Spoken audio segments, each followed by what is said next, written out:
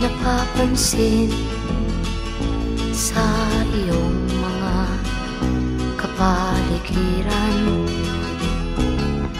Kay dumi na ng hangin, pati na ang mga ilog natin.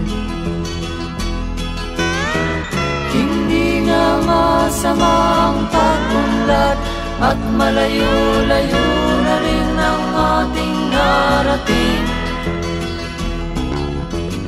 Ngunit masdan mo ang tubig sa dagat, dati kulay asul, ngayon'y naging itim.